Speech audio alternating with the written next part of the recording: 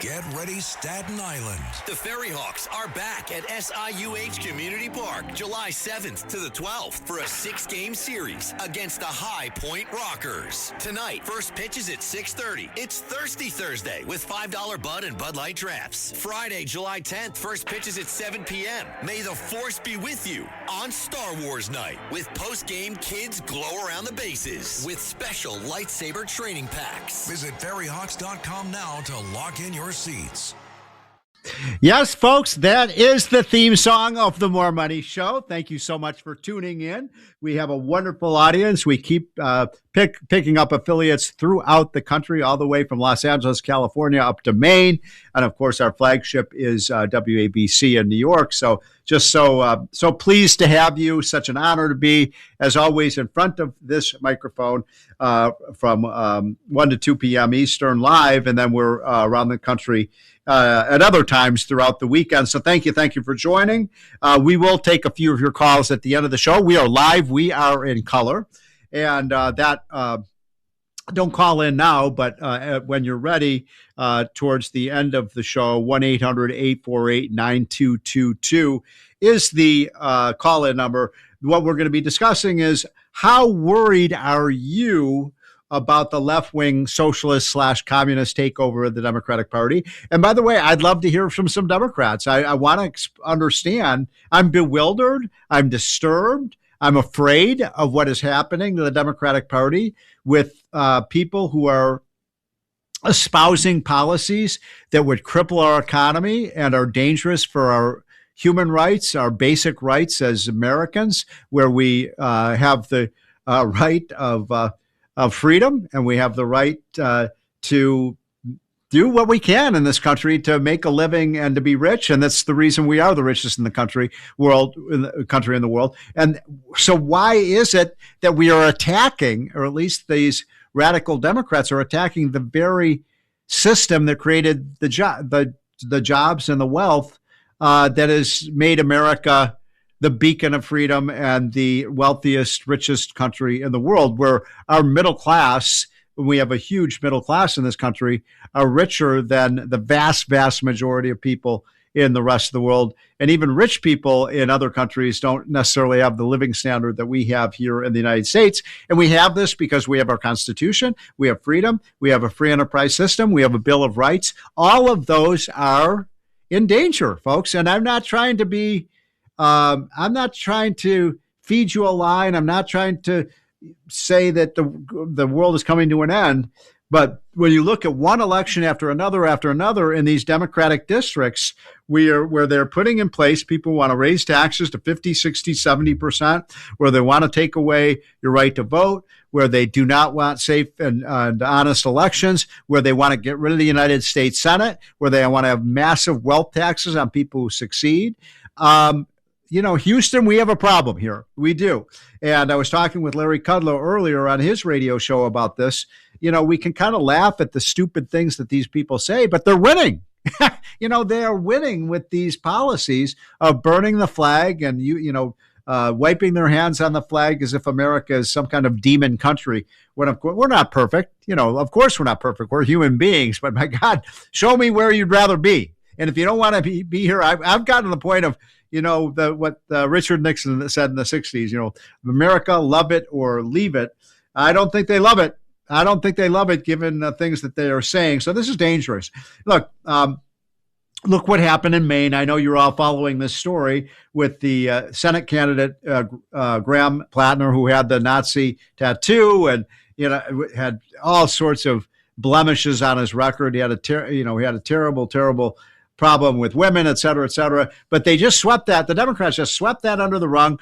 70% of Democratic voters in Maine nominated him to be their flag bearer for the Senate race. And then all of a sudden he started to fall in the polls. And what did they do? They just throw him off the side of the boat. They say, no, we're getting rid of you. And now they're going to probably have another crazy liberal in that seat.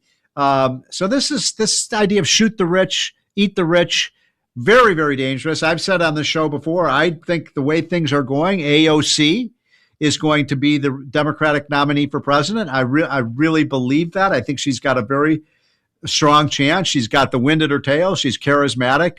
She's a beautiful woman, but oh my God, the stuff that comes out of her mouth is really, really troubling.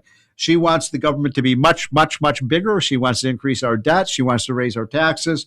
And she wants to take away our rights as Americans. And that's the direction of the Democratic Party. And folks, if you're a regular listener of this show over the last 5 or 6 years, you know I'm not here to sell you on the Republicans, because I get very angry at the Republicans too. I'm not too happy with Vice President J.D. Vance, who is saying we have to move beyond Milton Friedman, that we should not be a meritocracy. Meritocracy is what's made America great, that if you achieve, if you take risks, if you do great things, you will be rewarded for it. Elon Musk they say he's a trillionaire now, but look what he's done for our country. Look at the thousands of people he's earned. One person has turned into millionaires. Look at he's putting the satellites up there so we can win the technology wars. Why would we want to tax that person out of existence? Why don't we need more Elon Musk. We need more Bill Gates. We need more Steve Jobs.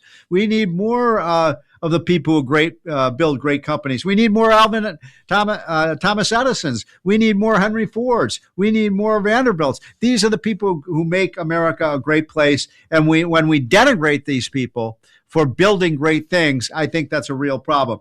One last thing before we go on our break. A lot of my Republican friends are saying, we need an industrial policy. We need the government to start directing where the investment capital goes, because the politicians are so smart, and they're smarter than capital markets, which of course is absurd. One of the reasons we're the richest country in the world is because we have such amazing financial markets with capitalists who direct the capital to its highest and best use. And that's very unique about America. We don't use the Japan model. We don't use the China model of having the government direct investment. And when we do, we make big mistakes. As I've always said, the problem with the government picking winners and losers is the government has a good record of picking losers, not winners. So I in our hotline this week, and I hope you are all getting our hotline, just go to unleashprosperity.com. Just push the button for the hotline and give us your email. We'll send it to you. It's free. It costs you nothing. I'm not selling you anything, but I think you could learn a lot from reading it for 5 minutes every morning after you read, say, the Wall Street Journal or the New York Post editorial page. So get that, would you? But one of the points we make in the hotline in one of our charts is if you compare over the last 15 years, the U.S. stock market versus the China stock market, the U.S. stock market has tripled in value, and the China stock market is only up 30%. So we've grown 10 times faster than they do, because we use capital markets and we use the free enterprise system, not big government decisions in misdirecting capital. Let's not be more like China. China is trying to take us out by being more like us. I don't think that's going to happen.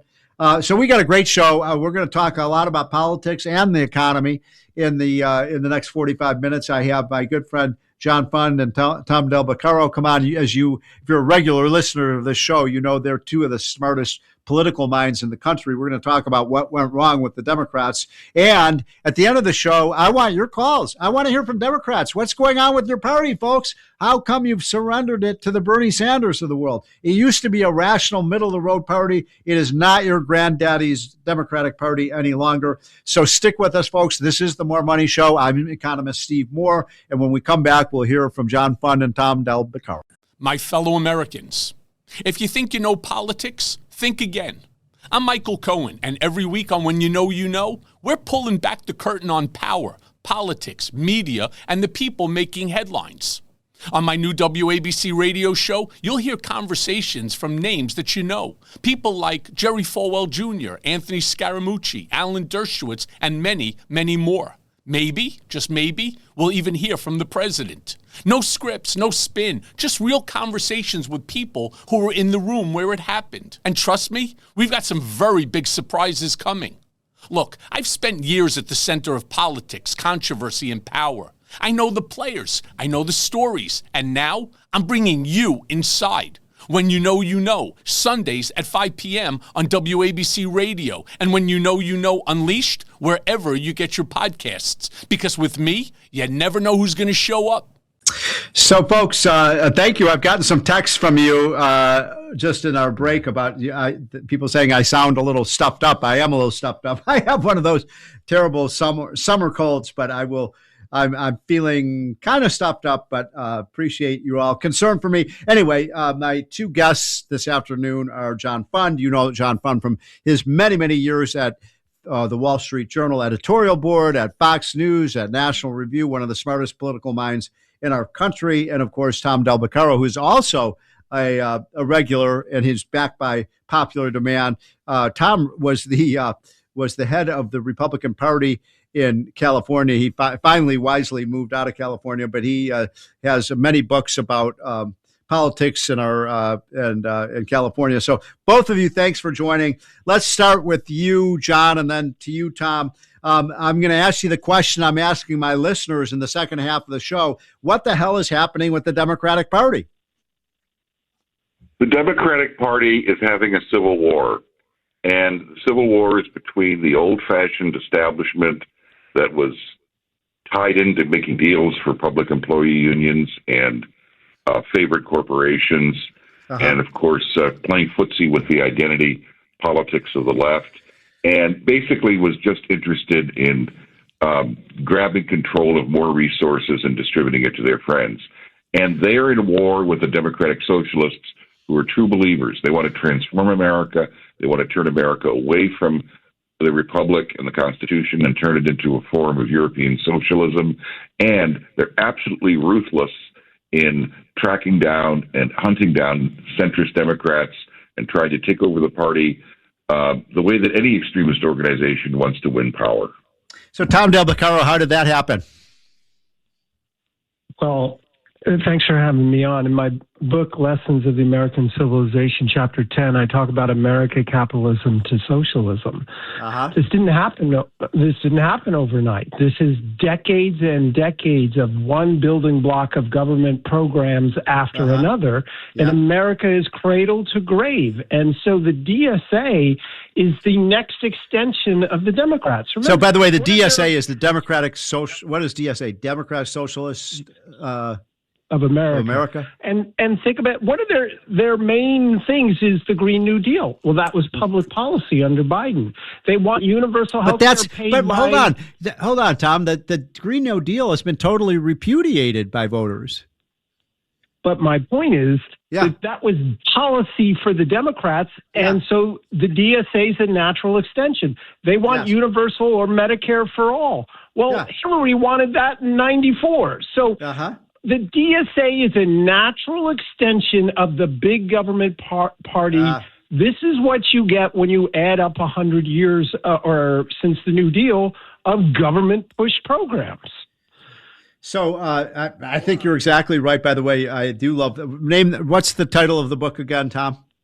The Lessons of the American Civilization. Your name's on the back cover, too. I saw that. It's a perfect book for people to read right now to save our republic. So, John Fund, you've been in this business longer than even Tom and I have been. I don't know. I think that I'm confused by it, frankly, because, you know, I grew up in sort of the Clinton era where you had back then a lot of kind of moderate Democrats like Sam Nunn and Dick Gephardt and people like that. They don't seem to have any voice in the party. In other words, John, my question is, why aren't the moderate Democrats speaking out against these people? Because they have the courage of other people's convictions, not their own. They thought that they could just basically tell the Democratic grassroots, sit down and shut up. We're your party betters, and take whatever table scraps we can get from you in the form of welfare programs and other things. Well, that's not good enough for the Democratic Socialists. They want real power. They're French revolutionaries, not American revolutionaries. And they are completely ruthless. Just as a lot of Republicans fear Donald Trump because he can defeat them in primaries, Democratic centrists fear the Democratic Socialists because their party primaries are very low turnout. In New York City, Steve, 10% of registered Democrats voted in those elections that handed 3 congressional seats to the Democratic Socialists. So they're terrified that low turnout, highly motivated socialist cadres will turn them out of office, and they'll be caught napping. So, Tom, what I'm afraid of is that, we make fun of these people. I think most people with wisdom and education realize that these ideas are dangerous and they've never worked. And even Europe is trying to move away from these crazy ideas that have bankrupted Europe. But on the other hand, they could win. I mean, I believe AOC has a good chance at this point right now of being the Democratic nominee for president in 2028. And that's where all the energy in the party is. So I guess I'm fearful of these people. Well, you should be, and again, because the Republicans over the decades have not exactly fought against this big government. That's true. I mean, yeah, that's true. We did Bush. Remember, Bush 43 added to Medicare. So we constantly do this, and at the same time, the Republicans don't present a contrast. America is the land of opportunity. And you don't want to come here, or Americans don't want government to guarantee you. You want your own personal life. Think about it, Steve. When you and I were campaigning together when I was running against Kamala Harris in 2016, we talked about the fact that the number one demographic of business startups in California were Latino women who want opportunity. They don't want government, and Republicans need to present that contrast. So, John Fund, what is, if you're advising the Republicans to try to defeat this new Democratic Party, what would you advise them to be doing? Well, the first rule of thumb will be don't imitate them. I really fear that part of, look, Donald Trump's policies are great, but when it comes to, claiming national security reasons to take stakes of equity stock in American companies. Very dangerous. When it comes to subsidies for certain industries, we don't win by adopting the tactics of the left. That's the first rule. The second rule is recognize that this is a gift. For too long, our collectivist friends have been hiding behind vague terms like equality and justice and all of that. Now they're calling for real all-about socialism. We should recognize that this is a great gift because we can finally confront them on their own terms and have a real debate, socialism versus freedom. And I think we need to become much more aggressive in debating these people. They don't want to debate us. They just want to hide behind feel-good words. We have to force them to come out and defend their policies, which are indefensible. Yeah, I'm very nervous about it, folks, and I think you should be too. Tom Del Beccaro, John Fund, excellent points. Thank you for joining us. We'll take a short break, and we will be right back. This is The More Money Show. We're back, folks. This is The More Money Show. I'm economist Steve Moore. Always a privilege to be in front of this microphone every Saturday afternoon. I know many of you listen to the show at other times throughout the weekend, so thank you so much for joining. I'm going to give you one statistic before I get to my next guest, which is at Unleash Prosperity, we just put out a authoritative study looking at what's happened with median family income in the United States. So median is people in the exact middle. That is half the people have an income below that level. Half of the Americans have an income below that level. So this is the middle class. So the middle class now has an income of about $85,000 to $90,000 a year. I mean, my God, all over the world, $85,000 to $90,000 a year would be considered rich. So we have a bustling middle class. People are rising up the income scale. We see immigrants coming into this country with only the shirt on their back and becoming rich. It is an amazing country that is truly a land of opportunity. I think it's the greatest land of opportunity that ever was. So this idea that things are going in the wrong direction for our country, I think is just wrong. Now, we certainly have problems, no question about it. But my God, Americans are richer today than at any time, anywhere in the history of the planet. And we will continue to get richer with the right set of policies, which brings me to my next guest, John Catsimatidis. You know John Catsimatidis. He's a regular on my show. I'm a regular on his show on WABC. He also is the CEO of Red Apple Group and Red Apple Media. John Catsimatidis, thank you for coming on the show. I'm going to ask you the question I've asked all my guests so far today, which is, what the hell is wrong with the Democratic Party? Well, we have a very serious problem. Yes. The Democratic Party. You know, I used to be a Democrat, a long time ago.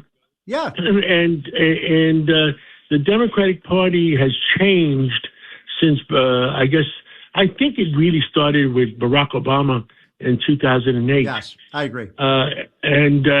We still can't figure out how President Obama, went from neighborhood social director to state senator to United States senator to president, all within 3, 4, 5 years. It's amazing. And then the first thing he did, when he became president, he went to Saudi Arabia and kissed the ring. Why did he do that? Who paid for his education? That has never been disclosed. But since then, and then, the other thing that happened, and President Trump, on his 45, on his first term, when President Obama left office, placed 2,000 people in key positions in every agency. Yes. And President Trump never learned, President Trump 45 never knew anything about it. Right. And then before you know it, he was being attacked in various ways, and he didn't realize it. So when President Trump was on the beach between 2021 and 2025, during that period of time, his three years on the beach or 4 years on the beach, he realized what happened. Yeah. And that Biden election, in my opinion, was not, there's a lot of holes in what happened. Yeah. It's very hard to believe that. Well, John, this may be the reason why. Votes. This may be the reason why Democrats do not want to have safe and honest elections. They're blocking voter ID, which is something 80% of Americans are in favor of, and I think they realize that they can only win, some of these races by cheating, and I think there's a lot of that going on. It's unbelievable. Trump is doing everything he can to support a bill that 80% of Americans, even blacks, they say, oh, it's racist. No, a majority of blacks, a majority of Hispanics, a majority of Asians, a majority of Democrats support this policy. It's common sense, and they won't get it done. And so now you have in New York City, where you reside and where you run your businesses, you've got a flock now of radical, I'm going to call them communists. They want to take over private property. They want the government to run the housing. They want the government to run the healthcare. They want the government to run the grocery stores. They want the government to run the energy policy. That's dangerous. Well, I will tell you that the Socialist Party, which on a national election, even New York City election, would only get 2%, 5%, 4%, figured out that they'll take over the Democratic Party, and that's what they did. And there was not enough tough Democrats to resist them yet. And, well, this is the year that if the common sense Democrats don't stand up and resist them, they're looking to take over the entire Democratic Party for the whole country. That's what really scares me. And by the way, at first I thought this was just a New York City thing, because I know you New Yorkers think that New York is the country, but it isn't. But we've seen in elections now throughout the country, in California, in states like Colorado, which is sort of a purple state, where the socialists are defeating the moderate Democrats. And what bothers me, John, and you were a former Democrat, is why it is that we don't see more Democrats of good faith who love our country speaking out against the Bernie Sanders socialism. My God, the reason people are coming to this country, John, is because they want to get away from socialism. Well, you're absolutely correct there. But there are a lot of common sense Democrats, but some of them, a lot of them, are scared to stand up. I know. Every time in New York, every time a common sense Democrat stands up against the socialists, they destroy them. You know, whether it was Carolyn Maloney on the West Side, or whether it's what was it? Was it Joe Crowley in Queens, or even Jerry Nadler? They used Jerry Nadler to destroy Carolyn Maloney, and then because he's Jewish, they knocked him out too. And who was the congressman upstate in the Foreign Relations Committee? Very nice guy. He was there for 30 years. But there's a war going on in the Democratic Party, and this is the year that they have to stand up and make sure that they resist the socialists, because this is the year. Look, I mean, the problem, John, is so far the common sense side is losing, and the radicals are. And incidentally, I'm not a conspiracy theorist, but I do believe. And you tell me what your thoughts are about. I'm talking to John Catsimatidis. Of course, he's the CEO of Red Apple Media. He's the owner of WABC and a very, very successful businessman. But I do believe the communists in China are funding a lot of this anti-America crusade. Well, that Chinese guy that's funding the American citizen in China, I think it's Chinese money going through him. I do too. And the same thing on the East Coast. Whatever American citizens they find, they fund them. Whether it's one of the Arab countries or who they are. But I believe that the FBI is finally looking into it, and they should look into it. And if Jake Clayton is in charge of the CIA and the FBI, then I think he knows what's going on, and he'll be a force to be reckoned with to make sure that foreign money doesn't go in and corrupt our elections. So, John, you are, among many other things, a very successful businessman. You run grocery stores, and your new mayor, Mandami, wants the government to run the grocery stores. So far, they're not off to a very good start. Explain to our listeners why this is a very bad idea to have the government run the grocery stores. Well, first of all, it's taking the other local grocery stores and hurting them a great deal. Yes. And I know that the bodegas... By the way, many of those are run by immigrants. Well, yeah, Hispanics run a lot of them. A lot of them. And they're being hurt. My recommendations to the mayor was that maybe that, and I said it on Fox last week, that if he wants to reduce the price of eggs or reduce the price of bread or any other specific items, because he made a point of that, is maybe if you want to reduce the price of eggs by $1 a dozen, give a credit of $1 off their real estate taxes, right, and let the grocers reduce it by $1 a dozen. Yeah. Well, the other thing, of course, is now they want to take over the housing in the country. There was an article in the, I think it was the New York Times or New York Post, about now people are paying their rent, because if you tell people they can't be evicted, they're not going to pay their rent. Well, in New York, we have NYCHA, New York City Housing Authority, funded by the federal government. And there's 300,000 apartments, and 40% of those apartments, they're not paying the rent. That's so ridiculous. If you have affordable housing, and they don't pay the rent, what are you going to do? Make them homeless? Yeah. So there's no solution.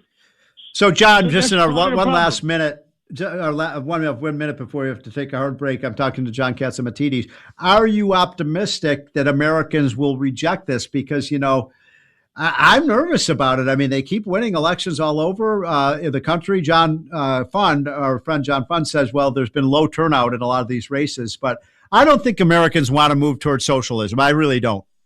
I agree with you 110%. Yeah. They don't want to go towards socialism. And I think this is the year that things have to turn. And the fact is that, look at what happened. Alan Dershowitz, a lifelong Democrat. Yeah. I guess converted to a independent. Joe Manchin, the senator from West Virginia, converted to an independent. He doesn't want to call himself. Yep. And even who was President Clinton's right-hand guy? Starts with a C. I'm not sure who you're talking about, but one of President Clinton's aides. I'll remember the name. It's Rahm Emanuel has been really critical of what the Democrats are doing. Rahm Emanuel wants to run for president, and he says he could be a common sense Democrat. Well, he would be. He was a pretty good. Yeah. John. I'm from Chicago. He was a very good mayor of Chicago.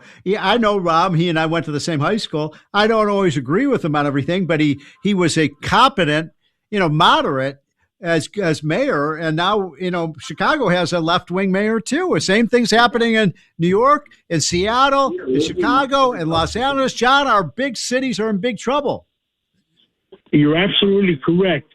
And I don't know what the heck is going on in Chicago, but your Pritzker, who a billionaire himself, his family is worth $12 billion, is running Illinois. So I think President Trump sent out a tweet that during the Iranian war, that 270 or 273 Chicago inner city youth died during that period of time. It's terrible. And he wants to send in, and President Trump wants to send in people to help keep the minorities in Chicago peaceful.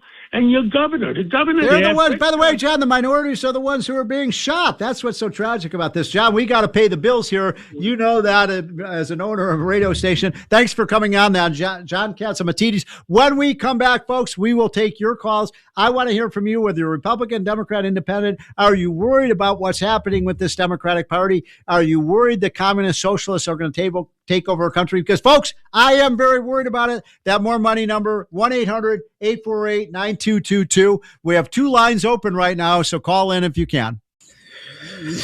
We are back, folks. We're talking on the More Money show about what is going on with the Democratic Party. It is the theme of the week on this show. It's the theme of the week of what's happening in America as you look across the country. Radical, anti-free market, anti-freedom.